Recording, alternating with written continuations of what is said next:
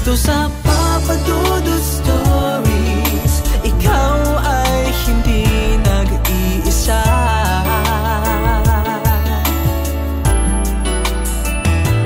Dito sa Papa Dudut Stories, may nagmamahal sa'yo. Papa Dudut Stories, Papa Dudut Stories,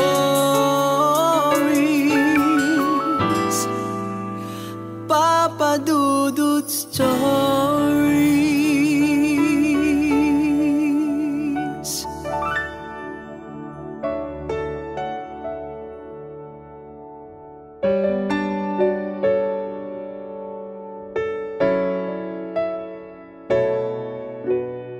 Isa na siguro sa mga pinakamasakit na kwento ng pag-ibig ay ang mga taong pinagtagpo ng kapalaran pero hindi tinakdang magkatuluyan. Minsan ito ang mga bagay na nagbibigay sa atin ng magagandang karanasan at nagpapaalala sa hindi malilimutang nakaraan. Ikaw, ano ang gagawin mo kung bibigyan ka ulit ng tadhana ng pagkakataong makatagpong muli ang iyong totga?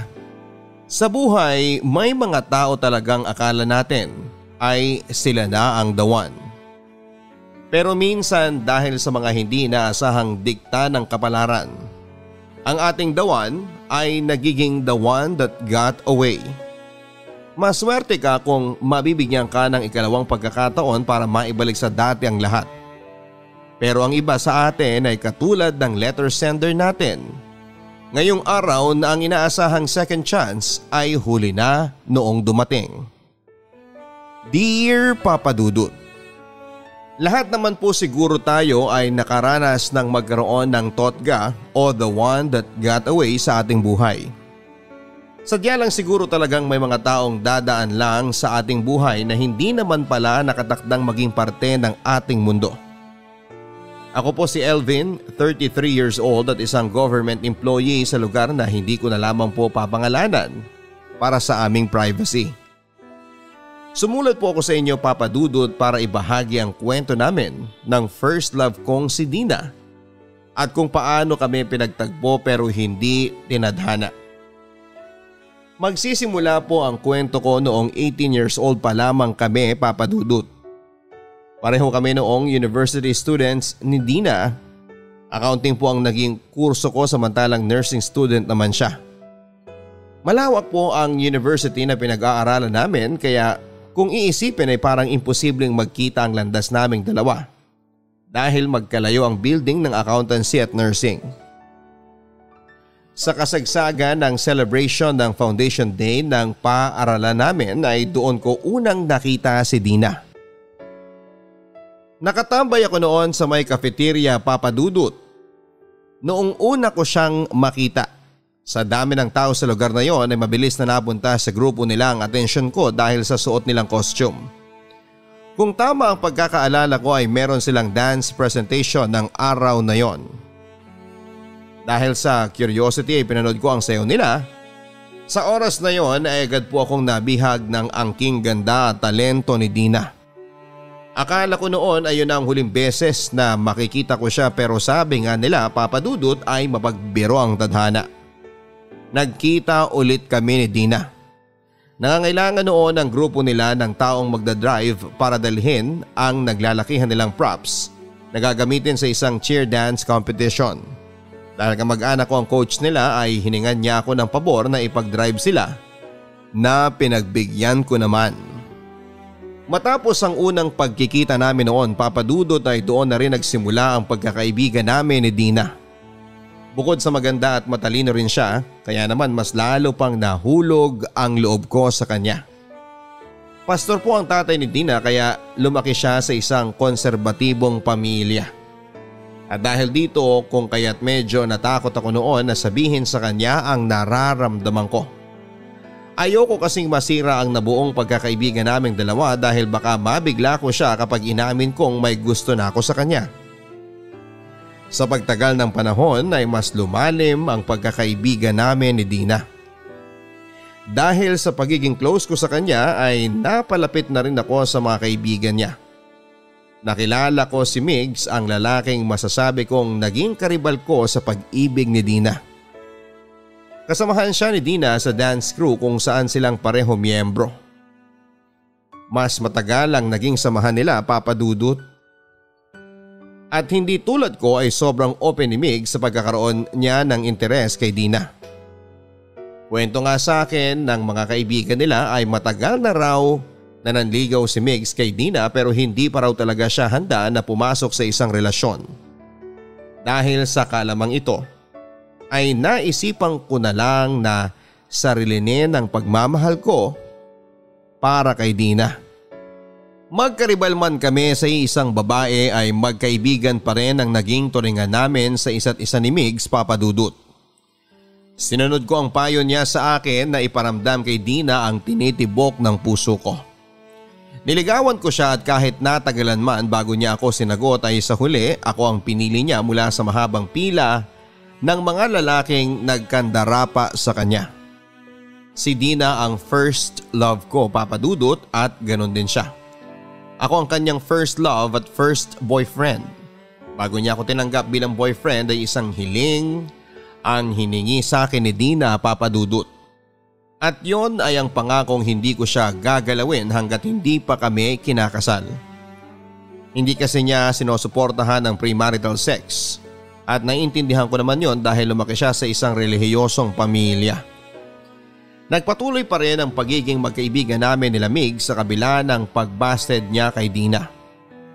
Tulad ng sinabi niya ay sport nga talaga siya. Dahil medyo strikto ang mga magulang ni Dina ay tinago muna namin ang relasyon namin habang nag-aaral pa kami. Saka lang namin ito sinabi noong makagraduate na kami sa kolehiyo. Agad na nagtrabaho bilang nurse si Dina, Papa Dudut. Samantalang pumasok naman ako sa isang private company bilang office worker. Hindi naman naging tutol ang mga magulang ni Dina sa relasyon naming dalawa dahil nairaos naman namin ang kolehiyo. At ngayon ay may sari-sarili na kaming trabaho. Pero ang malaking problemang dinanas naming dalawa ni Dina ay dumating noong ika-6 na taon ng aming pagsasama. Ito ay matapos kong malaman na nagdadalang tao na pala siya. Kaya pala kapansin-pansin ang tila pag-iwas sa akin ni Dina, Papa Dudut. Para bang lumalayo siya sa akin sa tuwing lumalapit ako sa kanya. Para ba siyang may sikretong tinatago sa akin. Nung una ay hindi ko ito pinansin dahil baka wala lang siya sa mood at baka pressured lang siya sa trabaho pero mas lumala pang ugali niya sa mga sumunod na araw. Naging irritable siya at palaging galit. Hanggang sa nakita ko ang pregnancy test sa bag niya. Doon ko nalaman ang totoo na 3 linggo na pala siyang buntis. Nangako kami sa isa't isa, Papa Dudut, na walang mangyayari sa pagitan naming dalawa ni Dina hanggat hindi kami humaharap sa dambana. Pero laking gulat ko noong malamang kong buntis nga siya. Alam ko na hindi ako ang ama ng kanyang dinadala, alam naming pareho yon. Hindi lang ako makapaniwala na magagawa ito sa akin ni Dina. Nang kumalat ang balita tungkol sa pagbubuntis ni Dina ay nagalit ang mga magulang niya. Gusto kasi nilang magpakasal muna kami bago bumuo ng sariling pamilya. Yun naman talaga ang orihinal na plano, Papa Dudut. Pero hindi ko alam kung bakit at paano nagawa ni Dina na lokohin ako at magpagalaw sa ibang lalaki. Nagalit sa akin ang mga magulang niya kahit na hindi naman ako ang may kasalanan. Pero dahil sa pakiusap sa akin ni Dina ay hindi ko sinabi sa kanila ang katotohanan. Tinanggap ko ang galit nila at pangangatawanan ko na lang ang bata sa kanyang sinapupunan. Masakit, Papa Dudut, na malamang nakipag-sex ang nobya ko sa ibang lalaki. Pero mas doble pa ang sakit nung nalaman kong ginawa niya yon kasama ang isa sa mga tinuturing naming kaibigan.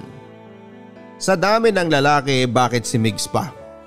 Isang beses silang nagtaksil pero 2 patalim ang tumama sa likod ko nang malaman ko yon.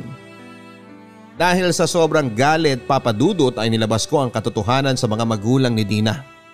Inamin ko sa kanila na hindi ako ang tunay na ama ng dinadala ng kanilang anak. Hindi na ako nakapag-isip ng maayos, Papa Dudut, dahil nilamo na ako ng matinding galit na naramdaman ko noon. At yon ang pinagsisihan ko hanggang sa ngayon. Sana hindi na lang ako nagsalita. Sana kinimkim ko na lamang ang katotohanan. Dahil sa pagbunyag ko ng katotohanan ay nagbago ang buhay namin ni Dina. Sa totoo lang, Papa Dudut, ay willing naman talaga akong tumayo bilang ama sa magiging anak ni Dina. Mas matimbang ang pagmamahal ko sa kanya sa puntong kaya kong alagaan at palakihin ang anak na hindi naman sa akin ang galing. Kaya ko silang patawarin sa nagawa nila basta't wag lang malayo sa akin si Dina. Mabilis na nalaman ni Migs ang nangyari, Papa Dudut, at dahil sa ginawa ko ay napalayo sa akin ang babaeng pinakamamahal ko. Ganun na nga ang nangyari, Papa Dudut. Napilitang magpakasal si Dina kay Migs para hindi masira ang reputasyon ng kanyang ama. Sa isang iglap ay inalis ako sa buhay ni Dina. Ang mga plano namin, ang mga pangarap naming dalawa ay parang alikabok na nilipad na lamang ng hangin. Nang taong ding yon ay nagpakasal sina Dina at Migs bago niya pinanganak ang kanilang anak. Masakit para sa akin na wala akong nagawa upang ipaglaban ang pagmamahala namin. Parehong nakatali ang mga kamay namin at wala na kaming ibang nagawa kundi ang panoorin na lamang kung paano gumuho ang aming pag-iibigan.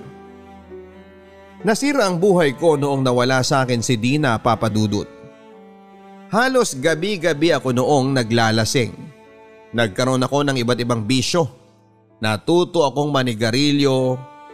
Nagpakasasa ako sa mga babaeng ni hindi ko na maalala ang pangalan para lamang maalis sa puso ko ang sakit ng sugat na iniwan ni Dina.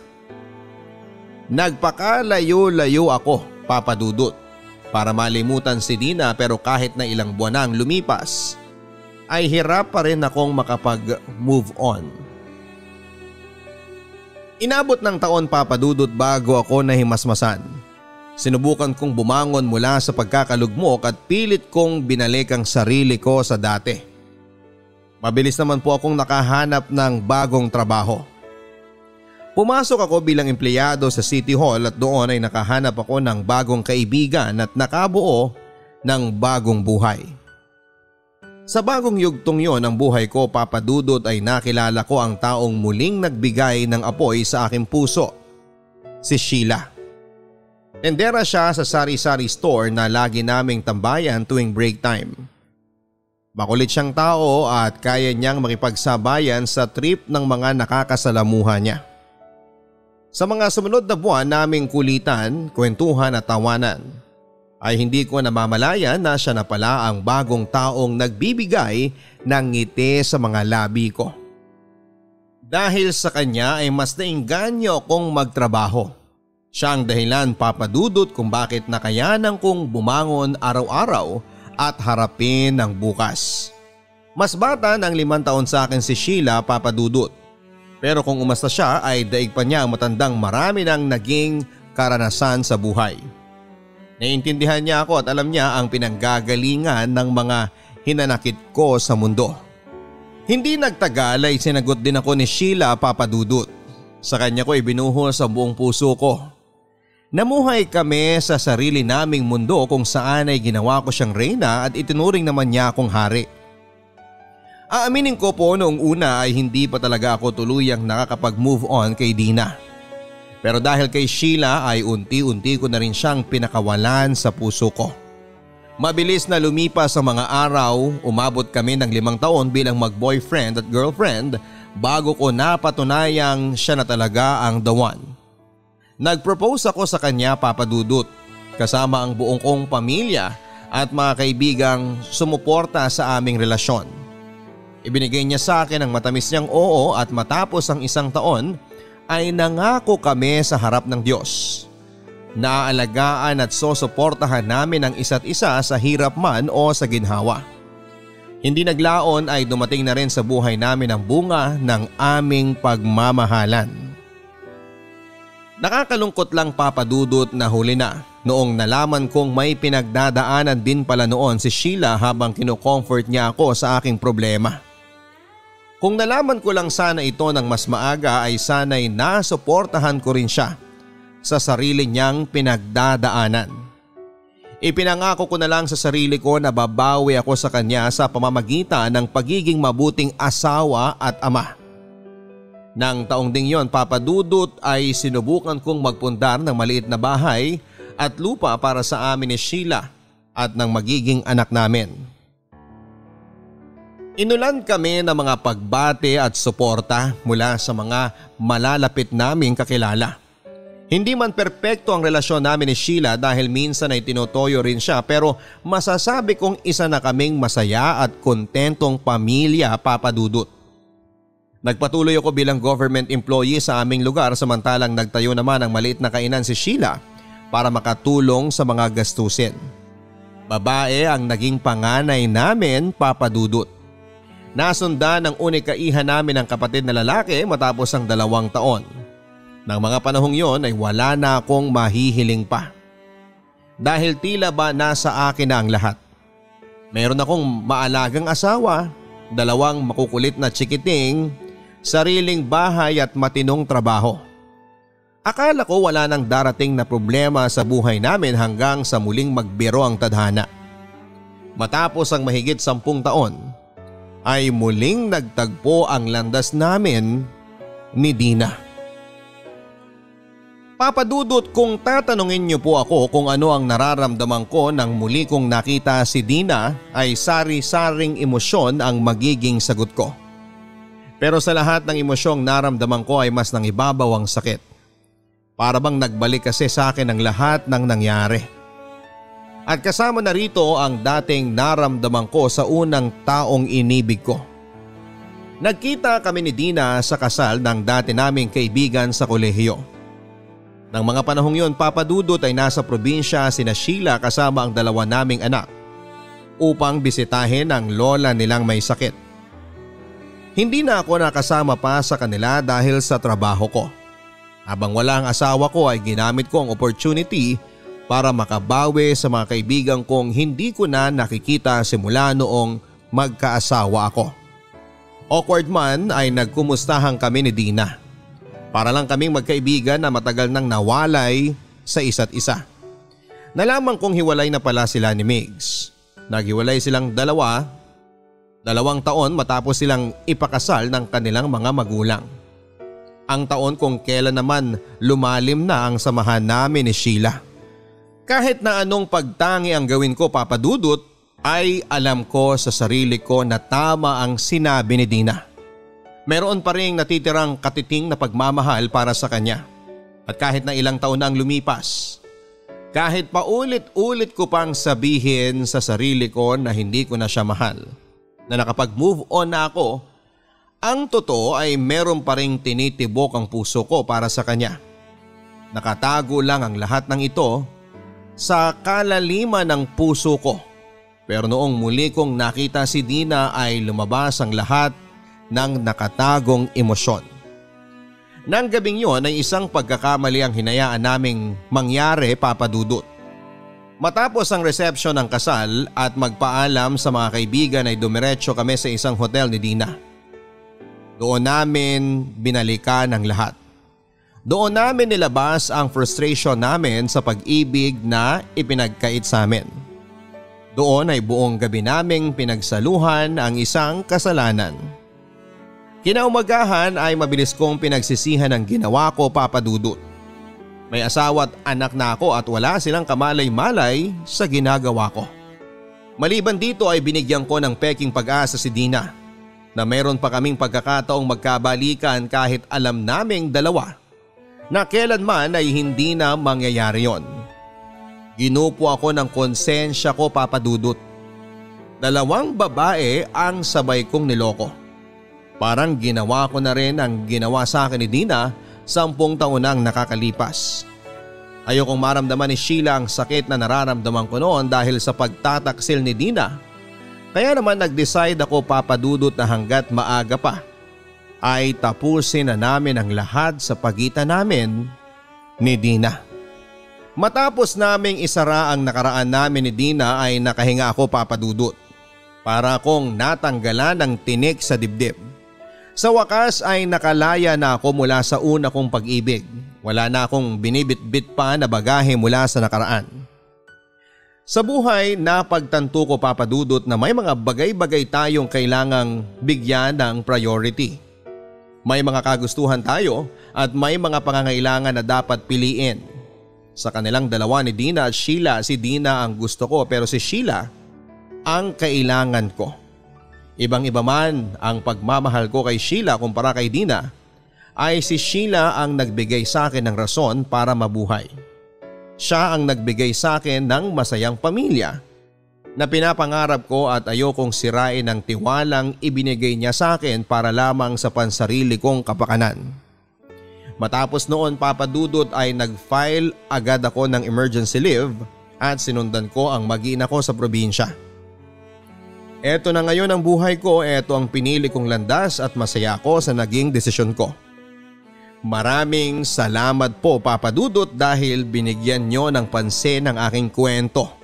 Sana katulad ko ay may natutunan ang mga kabarangay natin sa naging kwento ng aking buhay. Magandang araw po sa inyong lahat and more power. Elvin. Mahirap po talagang mag-move on sa mga totga natin. Lalo na kapag maya't maya ay bumabalik pa rin sa ating alaala ang mga masasayang pangyayari sa buhay natin na kasama sila. Pero lagi ninyong tatandaan na may rason kung bakit natin sila naging totga. Pinakawalan natin sila or iniwan natin sila dahil may ibang tao talaga na nakatakda para sa atin. Kaya tama ang naging desisyon ng kabarangay nating si Elvin na ayusin agad ang pagkakamaling nagawa niya bago pa man lumaki ang kanyang problema. Minsan mas maganda talagang pakawalan na lang ang nakaraan, pero huwag nga lang nating kalilimutan ang mga aral na ibinigay nito dahil yan ang mga bagay na bubuo sa ating pagkatao. Ang buhay ay mahiwaga, laging may lungkot at saya. Sa Papa Dudut Stories, laging may karamay ka.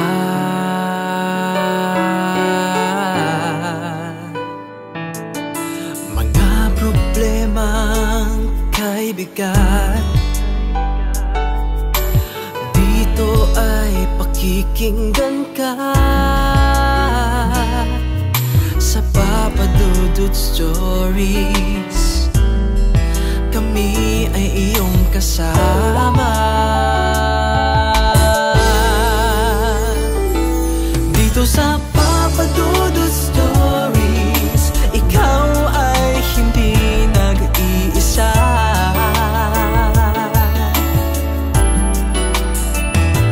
Dito sa Papa Dudut Stories, may nagmamahal sa'yo.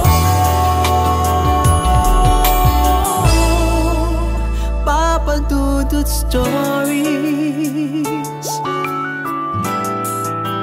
Papa Dudut Stories.